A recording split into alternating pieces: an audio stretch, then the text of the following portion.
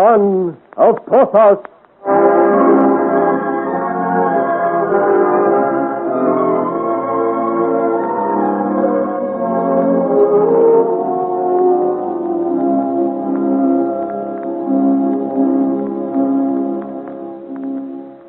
With the return of the king to Saint-Germain, Francoise d'Aubigné believes that Aurore will be in grave danger. The friendliness and concern for her health of the Duke of Almada, which pleases Aurore, frightens Francoise, for she sees in these attentions treason and intrigue. True to her promise to Joël, she writes a message for him. But before she can send it, she is interrupted by the sudden arrival of the Marchioness de Montespan. Marchioness? Madame de Montespan, what are you doing here? I have come to visit the children. Have you anything against it, Francois? No, of course not, madame, but I did not expect you. That is obvious. You expected Honorin to take a message. A very private message, I take it. It was nothing, madame. I did but dramatize when I spoke thus. I will ring for Honorin and give it to him. I will take it if you like, Francois. Jean has not yet unsaddled the horses.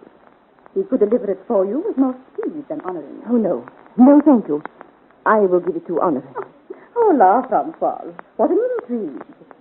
To whom is this note addressed that it is so mysterious and important?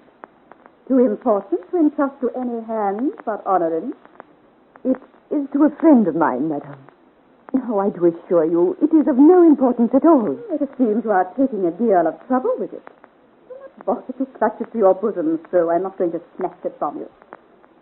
In any case, here is Honorin, so you may give it to him. You rang, madame? The Marchioness de Sougier has an errand for you, Honorin. I have a note I wish delivered. It is very important. Very important, Honorin. Only to be trusted to your hands. As you love me, Honorin, see that it is safely delivered. Oh, fie, Francois. You will turn his head. I will deliver it, madame. Go at once, then. It shall be done immediately. But wait. Yes, milady? I would have a word with you before you go. Please, heaven, he does not give it to her. It bodes no good here. You understand, then, Honorin? I understand, milady. Then you may go. There now, Francois. That little matter is settled to everyone's satisfaction. Or at least to mine. Yes, my lady. Of course I should be gratified to know to whom the note was addressed.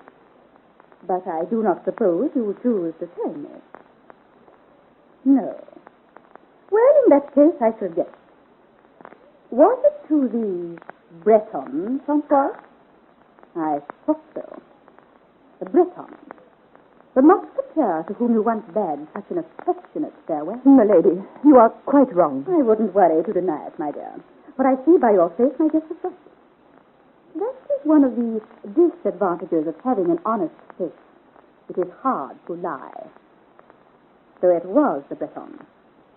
But you see, you might have saved your time. What do you mean? The Breton is dead. Dead?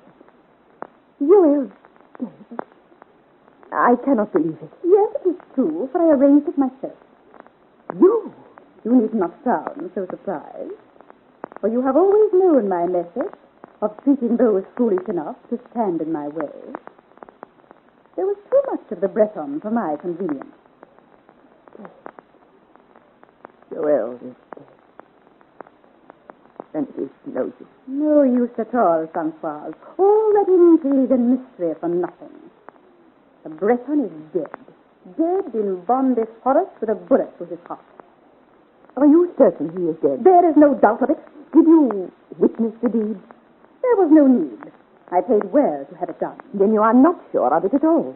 He is dead, I tell you. Dead. You are so certain of it. Why do you keep saying that? Is it I you are trying to convince, or yourself? By my faith, Francois, you go too far in your insolence. I am sorry to have angered you, for you give me great comfort. I do not believe he is dead after all. Dead or alive, what does it matter? He won't get your message. Honorin will not deliver it. Oh, yes. Yes. If Joël is alive, Honorin will give it to him. He at least is one I can trust. As you loved me, Honorin, you said. Oh, fie, Francois. Is that the way to speak to servants? He would not understand such nonsense. I said to him, 50 pistoles, and you do not deliver the note. Money is their language. He would not be bribed, not honoring. Your simplicity is charming, my dear, but every man has his price. And 50 pistoles is apparently honoring. You see, I have your note. Honoring has my purse. Oh, no. Oh, yes. If you are certain Joel is dead, why offer 50 pistoles for a note to him? Dear, simple Francoise. I did not know for certain that the message was for him. Oh, I guessed it was, but I was not sure. Agreed, I have now wasted my money, but perhaps it was worth 50 pistoles to prevent it falling into anyone else's hands. What do you have to say to him, Francoise? Since you have the note, you may read it for yourself. As you say, I may read it for myself. Devil take the man! What is it having you? But by my faith, the fool shall pay for this. So, he did not understand your money after all. It was blank paper he sold you. And for 50 pistoles. Hold your tongue. Listen. What is that? Open the window. Who rides there? Ride, Honorin! God save you! So he's gone. The fool. Sometimes, then, love and loyalty is stronger than money, madame. It gives me hope that Joel perhaps is not dead, despite the fact that you paid good money for his death. Hope is the sedative of the weak, Francoise. But Breton is dead, and the man you have sent to find him will follow shortly, I have no doubt.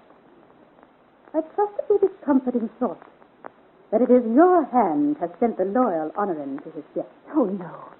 Madame, you cannot kill Honorin. He does but do as I bid. I realize that, Francoise, and that brings us to something else.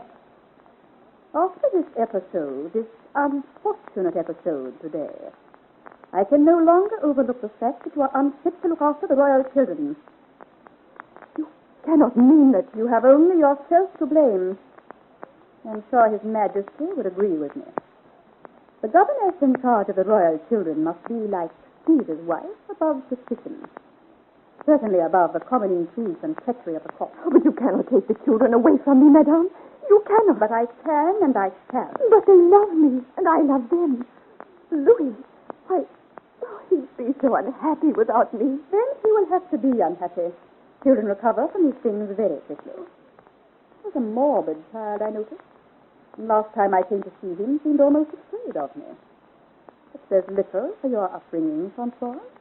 To have my own child afraid of me. He is only 8, madame. Then there is time for him to learn to love his new governess. You have one already, then? Yes.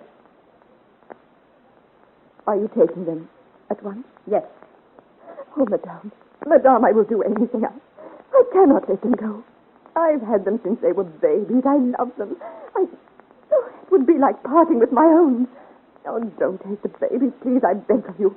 I will recall on her, and I promise. All this is a little late, Francois. Madame, I promise. I will do anything. Anything, and nothing to displease you, but this exterior is undignified, to say the least, Francois, and quite useless, I assure you. After all, I am being very lenient with you. Your protégée, Madame de Locmaria, as she is now, has caused me endless trouble, but I have not blamed her. I even brought you here to be near to her.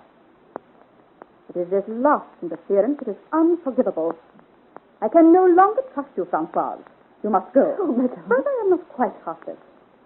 I will not leave you stranded here in Saint-Germain. I will send you back to where I found you.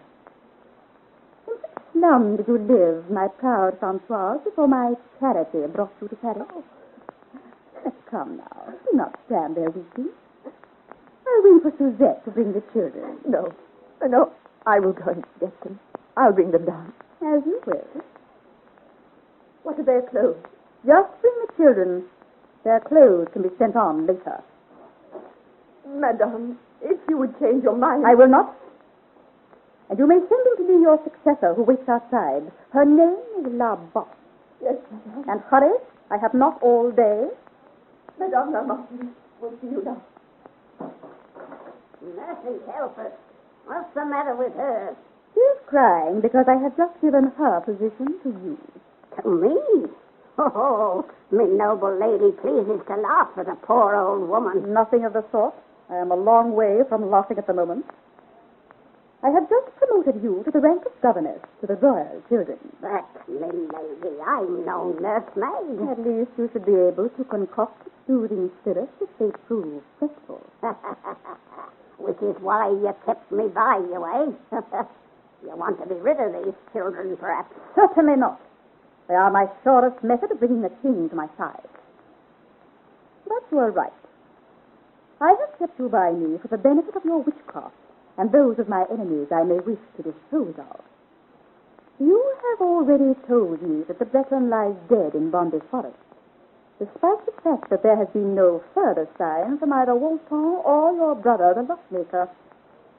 Are you still certain of this? The crystal never lies, lady. Dead as a doornail in Bondi Forest. I saw him clearly. You have nothing to fear. All is clear before you. I hope you are right. Meantime, since your brother appears to have deserted us, you must find me another, for I have another job to be done. Without fail, noble lady, without fail. I'll do anything for one who'll someday be Queen of France. Good. But I've a task for you, too. It seems to me that taking the children and sending Francoise away is not quite good enough. I have a lot at stake. I feel the gentle Francoise would be better in another world.